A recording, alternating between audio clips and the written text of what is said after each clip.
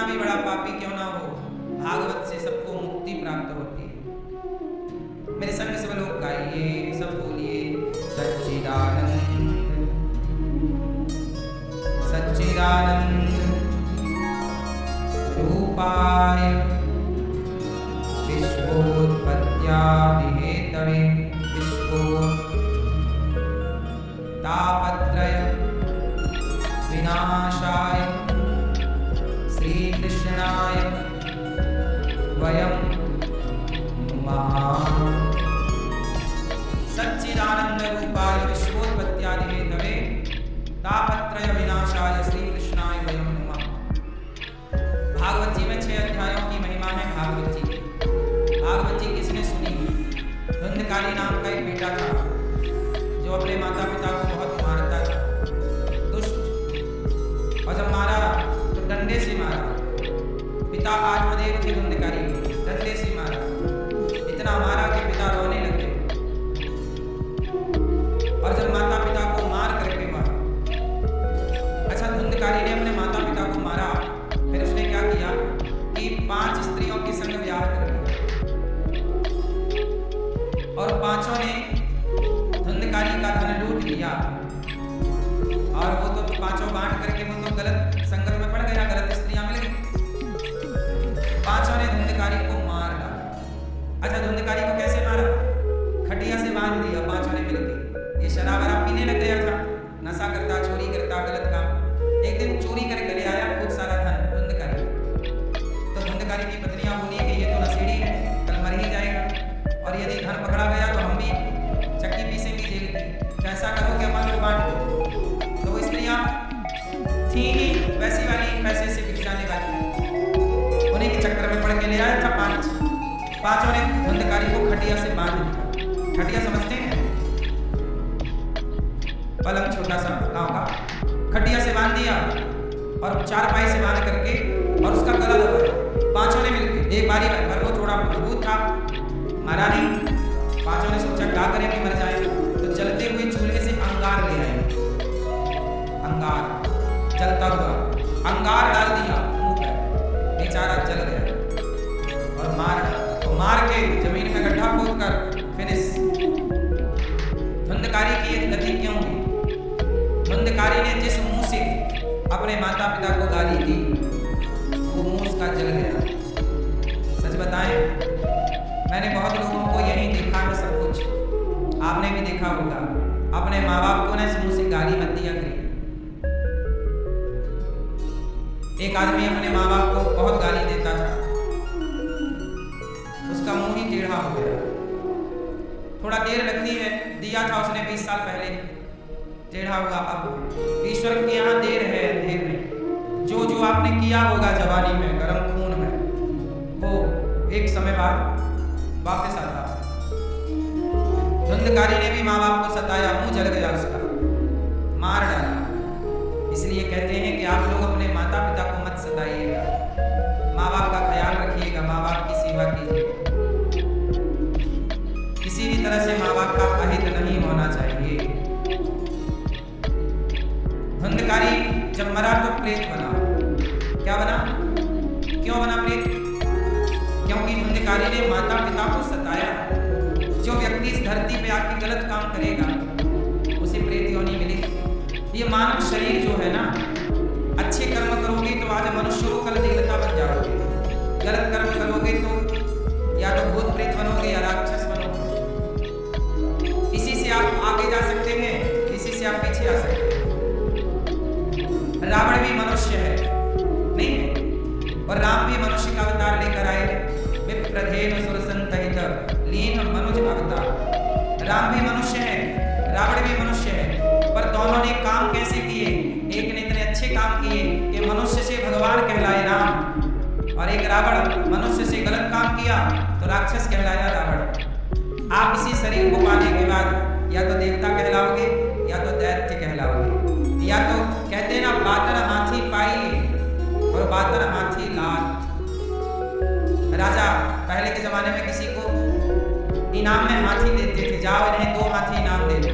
आपसे खुश हुआ राजा, 2 हाथी इनाम। और यदि आपने गलत काम किया तो राजा बोला इसको चौराहे पे बांध दो और हाथी के पांव के नीचे दबाओ। तो बातों से, अच्छे कार्य से हाथी भी मिल जाता है दान में, उपहार में, गिफ्ट में। और यदि गलत काम होगा तो सिर्फ तो बातन हाथी पाइए और बातन हाथी लात। इसलिए अच्छे कर्म करने चाहिए। धुंधकारी मर के क्या बना मेरी माँ? जोर से प्रेत। आप लोग अच्छे कर्म करिएगा, गलत कर्म कदापि ना हो, कभी ना हो, स्वप्न में भी ना हो। पुरुष तो देखो गलत काम करता है, प्रेत बन जाता है, भूत बन जाता है। स्त्रियां गलत काम करेंगी, पति को सताएंगी, सास ससुर को मारेंगी, डांटेंगी, मार डालेंगी कुछ, तो क्या बनेंगी स्त्रियां? पुरुष तो बन जाएगा माँ बाप को सता के भूत प्रेत। स्त्री यदि सताएगी अपने बूढ़े ससुर को, रोटी नहीं देगी, और सास को सताएगी और सास का गला दबा देगी, मर जाए सास, तो वो स्त्री क्या बनेगी? चुड़ैल।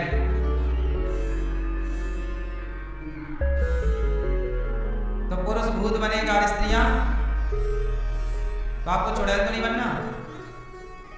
तो अपने सास ससुर की सेवा किया करो, बूढ़ों का ख्याल रखा करो, मानवता का परिचय दिया करो। धुंधकारी जब प्रेत बना तब धुंधकारी के भाई का नाम है गौकर्ण।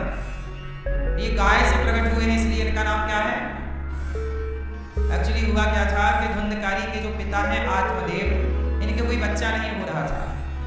तो ये संत जी जंगल चले गए, तो रास्ते में एक संत जी मिले, कहा कि मुझे पुत्र नहीं हो रहा है। संत जी ने इनके भाग्य को पढ़ लिया कि तुम्हारे भाग्य में पुत्र से कोई सुख नहीं है, इसलिए भगवान ने तुम्हें पुत्र दिया ही नहीं। लेकिन ये जिद पे अड़ गए, नहीं हमें तो बेटा चाहिए, पुत्र चाहिए। तो संत जी तो संत थे, कहा कि तेरे भाग्य में पुत्र तो है नहीं, पर तू जिद करता है तो जा मैं तुझे एक फल दे रहा हूँ। एक फल दे दिया, कहा पत्नी को खिलाना। अच्छा, पत्नी का नाम था धुंधली, आत्मदेव जी की। पत्नी को फल दिया, पर पत्नी धुंधली ने खाया ही। उसने फल खिला दिया गाय को। किसने दे दिया? तो गाय को कान गाय की तरह थे और शरीर मनुष्य का। बच्चा हुआ गाय को नाम रखा गौकर्ण। गौकर्णा पंडितो ज्ञानी, गौकर्ण जी महान ज्ञानी हुए, बड़े ज्ञानी। और अब धुंधली को लगा मैंने तो फल खाया नहीं, पति पूछे कि फल खाई थी तो पेट में कुछ है? तो धुंधली की बहन गर्भवती थी। धुंधली ने पैसे पकड़ाए, बहन ये पैसा तू रख और मुझे बेटा दे दे, तेरे तो खूब सारे हैं, ला। तो धुंधली के जब बेटा हुआ तो उसने अपना बेटा धुंधली को दे दिया, धुंधली की बहन ने। और जब बेटा दिया तो धुंधली ने उसी बेटे का नाम रखा धुंधकारी। अब देखो, आत्मदेव जी की किस्मत में बेटा नहीं था, और जब बेटा नहीं था तो बेटा होने का फल भी दिया। तो पत्नी की बुद्धि ऐसी हो गई कि उसने फल नहीं खाया और बेटा आखिरी में नहीं ही हुआ। और जो बहन का बेटा लिया अपना मान करके, वो नालायक निकल गया और उसने खूब मारा। इसलिए संत जी ने समझाया था कि तुम बेटे के लफड़े में ना पड़ो, तुम्हें बेटे से सुख नहीं है, इसलिए परमात्मा ने आपको पुत्र नहीं दिया। इसलिए ईश्वर जो चीज नहीं देते उसके लिए परेशान नहीं होना चाहिए, क्योंकि वो नहीं मिलने में ही आपकी भलाई है। और यदि आप कहेंगे कि नहीं जी हमें तो चाहिए, तो फिर वो मिल जाएगा तो भी आपको कष्ट होगा। लेकिन आज के लोग ये हैं कि चलो जी मिल जाएगा तो उसके बाद का कष्ट उठा लेंगे, पर नहीं मिल रहा वो वाला कष्ट ज्यादा। भगवान जो भी करते हैं ना सही करते हैं, कुछ देते हैं तो भी कृपा है, नहीं देते तो भी कृपा। पर हम इंसानों की बुद्धि में ये बात चढ़ती नहीं जल्दी, हम समझते नहीं। अब जैसे आपका बच्चा बोला हमें मोबाइल दिला दो, आपने दिला दिया तो बोलेगा अच्छे हैं माता पिता हमारे, और नहीं दिलाओगे तो सबको कहेगा यार हमारे माँ बाप अच्छे नहीं है, मोबाइल तक तो दिला नहीं रहे। लेकिन आप जानते हो कि मोबाइल से उसका भला नहीं। आपका बच्चा बोला गाड़ी दिला दो, आपने दिला दिया, बोलेगा अच्छा है, नहीं दिलाया तो बोलेगा यार हमारे माँ बाप अच्छे नहीं है, जबकि आप जानते हो कि अभी उसके लिए गाड़ी सही। ऐसे ही आप माँ बाप हैं, आपको पता है कि आपके बच्चे के लिए क्या सही है और क्या गलत है। ऐसे भगवान के लिए आप भगवान के बच्चे हैं और आप सबके माता पिता भगवान हैं। भगवान को पता है कि आपके लिए क्या सही है क्या गलत है, इसलिए जो दे रहे हैं जो नहीं दे रहे हैं वो भगवान ये जानकर दे रहे हैं या नहीं दे रहे। जो आपको सही है वो दे रहे हैं, जो आपके लिए गलत है वो नहीं दे रहे हैं। लेकिन इतनी सी बात हम समझ नहीं पाते और भगवान को आरोप लगाते हैं, अरे भगवान ने उन्हें दे दिया, देखो उनके पास कितना धन है, इनके पास नहीं है, भगवान ने उन्हें दिया हमें नहीं दिया, उनको दिया हम, ऐसा लोग आरोप लगाते रहते। इस धरती में भगवान, अच्छा ये बताओ भगवान ही सब कुछ देते हैं कि कोई और है देने वाला? जोर से। जीवन कौन देता है? मृत्यु कौन देता है? बोलो। भगवान। सुख कौन देता है? भगवान। और दुख कौन देता है? हानि कौन देता है? और लाभ कौन देता है? ऐसा है कि देखो, जैसे जज, अभी एक बूढ़े आदमी ने, 60 साल के व्यक्ति ने एक छोटी बच्ची के साथ गलत काम किया था, उसको ना जज साहब ने फांसी सुना दी, तुम्हें फांसी मिलेगी। अब मुझे आप लोग एक बात बताओ कि जज ने एक अपराधी को फांसी दी, तो बताओ उसमें क्या जज की उस आदमी से पर्सनल दुश्मनी थी? उत्तर दो। नहीं। तो फिर जज ने उसे मृत्यु दंड क्यों दिया? उसकी कोई पर्सनल दुश्मनी नहीं होगी? नहीं। क्यों दिया? जज ने उसे मृत्यु दंड नहीं दिया, उसके अपने गलत कामों ने, गलत कर्मों ने उसे मृत्यु दंड दिया। जज ने तो केवल एक व्यवस्था के तहत अपना जजमेंट सुनाया। ऐसे ही ईश्वर जज है। ईश्वर, जोर से। जैसे जज किसी को बाइज्जत बरी कर दिया जज ने और किसी को फांसी दे दी, तो जिसको बाइज्जत बरी किया जज की उससे कोई रिश्तेदारी नहीं थी, और जिसे फांसी दी उससे कोई पर्सनल दुश्मनी नहीं। जज ने तो केवल ये देखा कि तुमने अपराध क्या किया, उसके अकॉर्डिंग दंड मिला। उसी तरह ईश्वर जज है, और आप लोग जैसा कर्म करते हो, अच्छा या बुरा, उस अच्छे बुरे कर्म का फैसला ईश्वर सुनाते हैं। उसी फैसले को आप सुख या दुख कहते हैं, हानि या लाभ कहते हैं, जीवन या मृत्यु कहते हैं, जबकि वो आपका ही है। जबकि वो आपका ही किया गया कर्म है। कभी का पुराना भी हो सकता है, पिछले जन्म का भी हो सकता है, 100 जन्म पुराना भी हो सकता है, लेकिन हम लोग आरोप ईश्वर पर लगा देते हैं कि आपके कारण हमें ये सब कुछ मिलना हुआ। इसलिए भगवान किसी को दुख नहीं देते। कौन दुख देता है? व्यक्ति का अपना कर्म। सुख कौन देता है? इसलिए कहते हैं अपने कर्मों को सुधारना स्टार्ट कीजिए। पूरा खेल कर्मों का है, पूरा खेल कर्मों का। धुंधकारी प्रेत क्यों बना? क्योंकि उसके कर्मों का फल था। उसने माँ बाप को मारा, प्रताड़ित किया, जब मरा तो कुत्ते की मौत मरा, गलत दर्द से मरा, पीड़ा से मरा, जलकर मरा, और वह प्रेत बना क्योंकि वह उसके कर्मों का। वैसे ही आप जीवन भर जो कर्म करते हैं उसका कोई तो हिसाब लेगा। आपको ऐसा लगता है कि कोई देख नहीं रहा, यहाँ वाला भले ना देखे, वो ऊपर वाला तो देख ही रहा है, लाख आंख से देख रहा है तुझे देखने वाला। अच्छा एक बात बताओ, आप कितने लोग अच्छी जिंदगी जीना चाहते हैं, खुशहाल? सब चाहते हो ना? तो बस इतनी सी मेरी बात मान लो, अच्छे कर्म करना स्टार्ट करो। बस सिर्फ किसी का दिल मत दुखाओ, किसी को बेवजह कुछ मत कहो। पैसा दिया है तो अकड़ मत दिखाओ, किसी को नीचा मत दिखाओ, पैसे की गर्मी मत रखो। आप सही दिशा पर सही काम करो, आपका जवानी बुढ़ापा सुखमय बीतेगा, बच्चों का जीवन सुखमय चलेगा। वरना जब ईश्वर का फिर हिसाब चालू होता है, जब ईश्वर का हिसाब चालू हुआ तो कर्मों का दंड रावण को मिला। क्या मिला? रहा न कोकुल रोब निहारा। रावण जब मरा तो रोने वाला कोई नहीं था, कोई आंसू बहाने वाला नहीं था। मंदोदरी कह रही है, महाराज जब आप चलते थे तो धरती डोलती थी। रावण चलता तो धरती तो इतना बलवान था रावण, इतना देवताओं की तरफ देख लेता रावण तो देवता सिंहासन से उठ करके खड़े हो जाते। ये रावण का वर्चस्व था। रावण देवताओं की ओर देख ले तो रावण खड़े हो जाए हाथ जोड़ के। ये रावण का पावर था। ब्रह्मा जी आए वेद पढ़ाने तो रावण के द्वारपाल ने ब्रह्मा जी को रोक दिया। हे ब्रह्मा जी थोड़ा विश्राम करिए यहीं द्वार पे। ब्रह्मा जी बोले कि रावण को वेद पढ़ाना है। बोले वो अभी अभी आए हैं, जानकी जी का पहरण करके थके हुए हैं, थोड़ा विश्राम कर रहे हैं, थोड़ा वेट कीजिए। ब्रह्मा को वेट करना पड़ता था। रावण के चौकीदार बोले बैठो। ब्रह्मा को बोल रहे हैं, किसको बोल रहे हैं? ब्रह्मा जी को बोल रहे हैं, रावण के चौकीदार बैठो आप, महाराज बाद में मिलेंगे। ब्रह्मा जी चुपचाप बैठ जाते हैं, अपने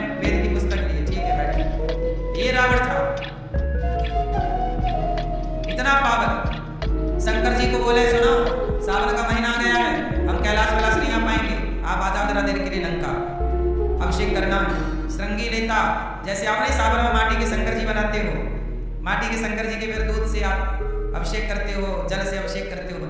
रावण बोला शंकर जी आओ, आए शंकर जी, बैठाए और श्रृंगी लेके शंकर जी के ऊपर अभिषेक करता रावण। ऐसा रावण जो शिव जी को बुला ले, ब्रह्मा जी को भेंट कराए, देवताओं, रावण की लंका में रावण के सिंहासन के नीचे शनि महाराज खड़े रहते थे। रावण के सिंहासन के नीचे कौन था? देवता लोग हाथ जोड़े खड़े रावण के आगे। ऐसा रावण जब मरा तो कोई रोने वाला ना। जब रावण का ये हाल हुआ तो तुम किस बात का घमंड पाले बैठे हो? क्या है आपके पास? इतनी दौलत कमा ली है, घमंड नहीं, अहंकार रावण का नहीं चला, हमारा तुम्हारा क्या चलेगा? इसलिए आम का पेड़ फलों से भरता है तो डालियां झुकती हैं। झुकता वही है जिसमें जान होती है, अकड़ खास मुर्दे की पहचान होती है। सच बताओ, रावण को किसने मारा? किसने मारा? रावण को राम ने नहीं मारा, रावण को उसके अपने कर्मों ने ही मार डाला। क्यों भैया, सही है? रावण को किसने मारा? राम जी ने तो केवल जज बन करके फैसला दिया कि तेरी मृत्यु, लेकिन रावण के कर्म यदि बुरे ना होते तो क्या रावण को राम जी मारते? क्यों मारते? ऐसे ही आपके कर्म बुरे ना होंगे तो आपको कोई क्या बिगाड़ देगा, और आपके कर्म बुरे होंगे तो चाह करके भी फिर कोई रोक नहीं सकता। इसलिए पूरा खेल कर्मों का। इसलिए जीवन में सुख चाहते हो, अच्छे कर्म करो। हाँ, भला कीजिए भला होगा, बुरा कीजिए बुरा होगा। भला कीजिए भला होगा, बुरा कीजिए बुरा होगा। वही लिख लिख कर क्या होगा, यही सबको चुकाना है। मैया जी झूठ मत बोलो, प्रभु के पास जानो। भला कीजिए भला होगा, भला कीजिए बुरा कीजिए बुरा होगा, बुरा कीजिए बुरा होगा। भला करो भला बुरा करो, यही। हेलो दोस्तों, राधे राधे सभी को। आपको हमारी वीडियो कैसी लगी? वीडियो अच्छी लगी तो चैनल को सब्सक्राइब, लाइक और शेयर करना। मिलते हैं नेक्स्ट वीडियो में, तब तक के लिए सभी को राधे राधे, जय श्री कृष्णा।